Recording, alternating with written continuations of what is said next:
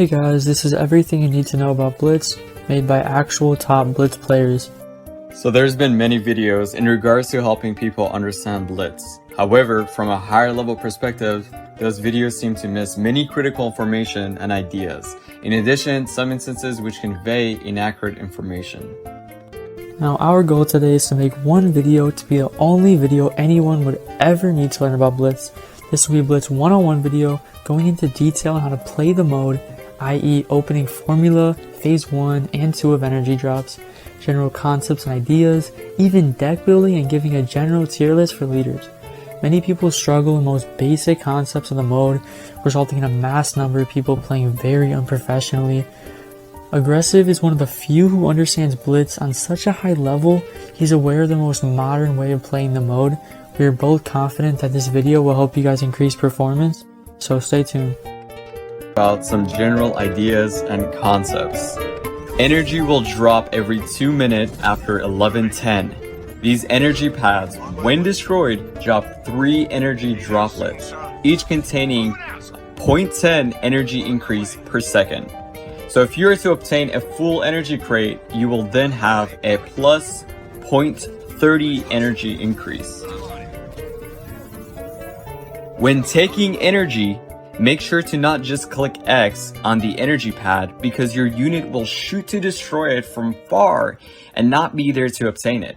It's ideal to have a unit on top of the energy pad to obtain the energy droplet right away.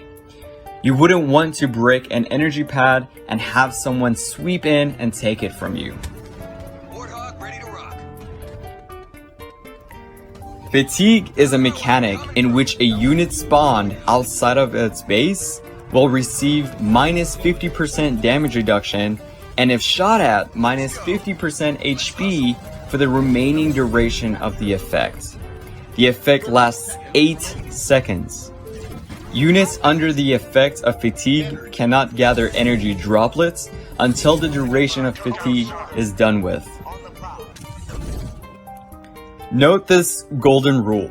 Look, the cheaper the card, the more likely the meta it is. It's also worth mentioning that Blitz is more infantry based too. And it's good to know that every unit killed in the match will immediately refund you 50% of its costs. This is the refund mechanic. Alright, let's jump to it.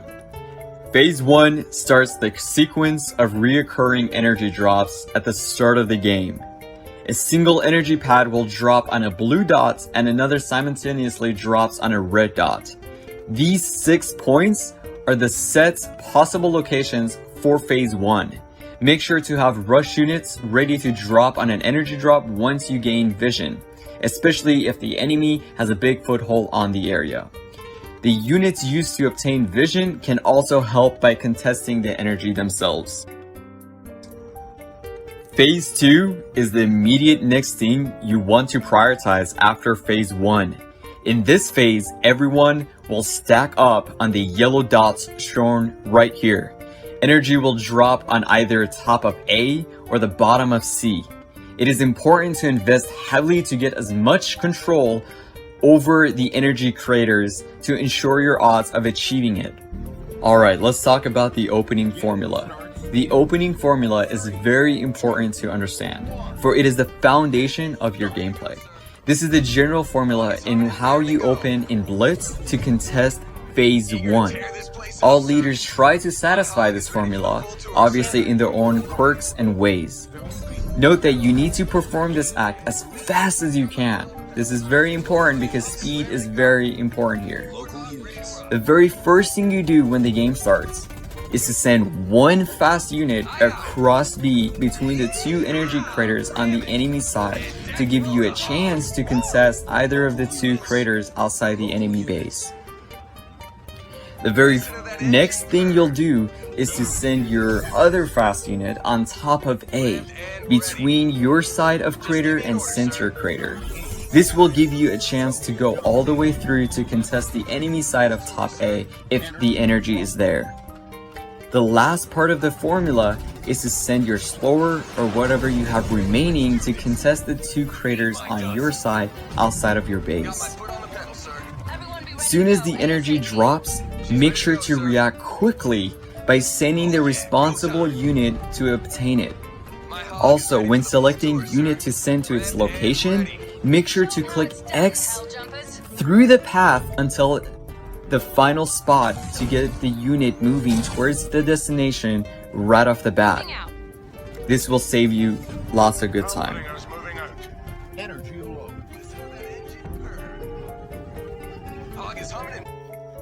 After phase 2, the game practically just begins. How far ahead or behind someone is sets the tempo for the remaining of the match. Obviously, being ahead gives you a lead, and being behind falls a burden that you have to make up throughout the match. These are all the possible locations for energy for the remainder of the game.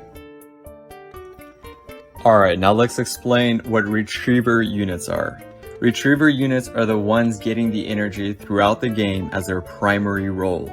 These will be your ghosts, choppers, jackrabbits, junk pack brutes, and can be hellbringers and sometimes marines and grunts, though I prefer not to use those due to them taking too long to break the pad.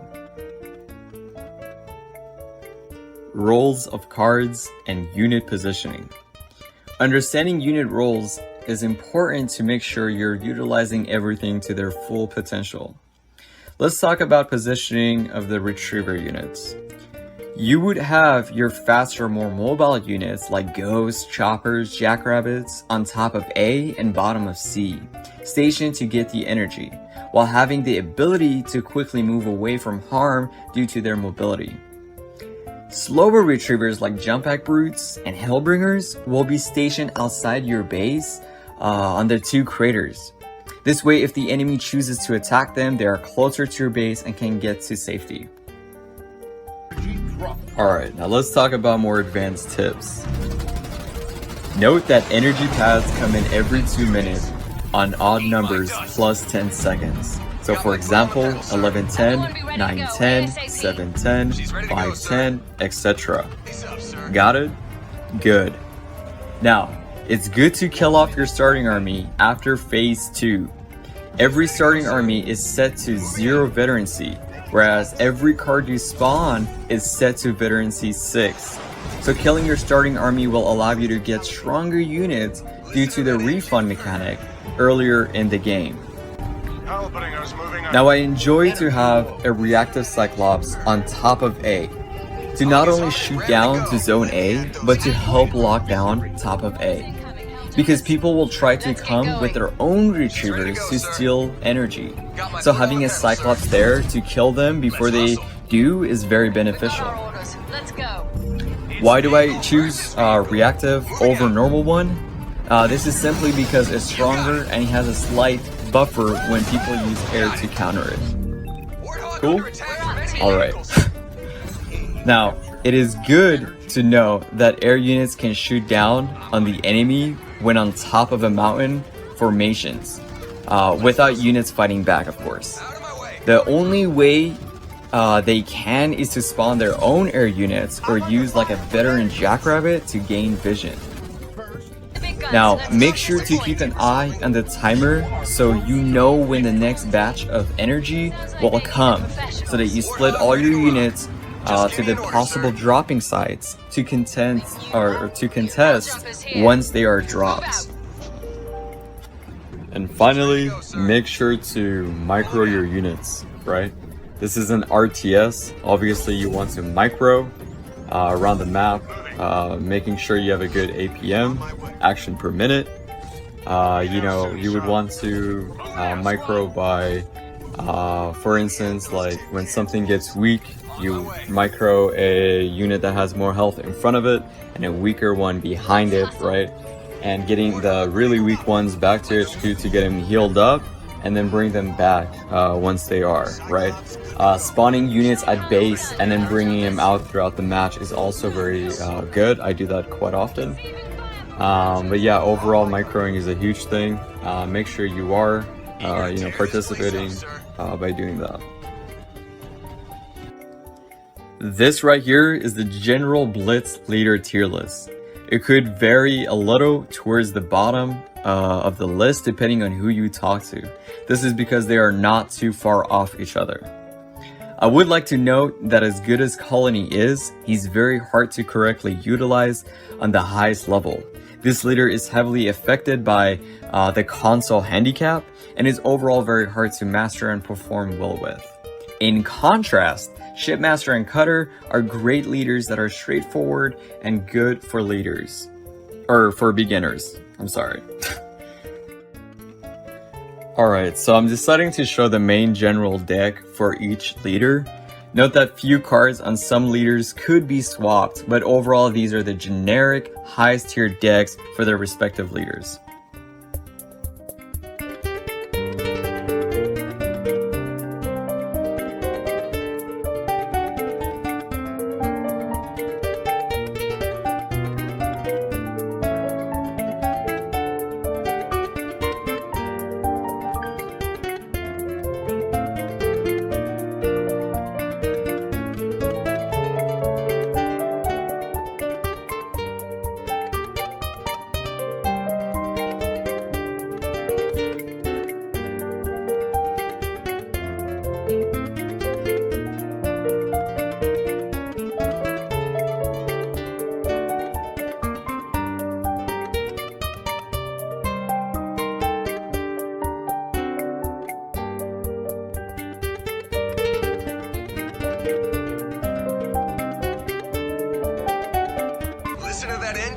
Alright, so this was Blitz 101. This game has a lot of negative stigma behind it, and a very poor bandwagon that everyone's jumped on. And it's kind of sad, man, because it's a small little game, right? It's fun, small little mini game. It's cool. I hope more of you guys try it out now that you know how to play it, and hopefully you do better and therefore like it more. Yeah, man, like lots of people like don't understand this game at all and have very strong negative opinions towards it, which is very bumming because it makes a stigma, right? And again, it's just this fun little mode, right? So why not just have fun with it? I hope now Blitz will be a little tougher for me because it's been too easy because no one knows what to do. This way, I really truly hope that at least most people will kind of like have an idea on how to play and understand this was just the basics, right? This was the most like to the bone of how to play Blitz, like the core fundamentals, right? This game is very fun to watch, like when two very talented players that understand it very well, like watching them play is a lot of fun. And obviously being part of it is super fun too, right? And hopefully you guys will experiencing it, because I'm telling you, it's a blast. It's a lot of fun.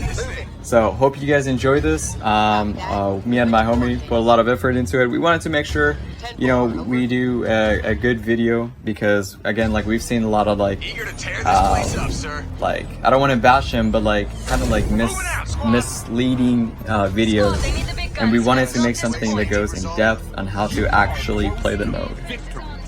Again, hope you guys learned something. Feel free to play it back to make sure you understand everything well. And yeah, thank you for watching. I appreciate the time. Have a good one.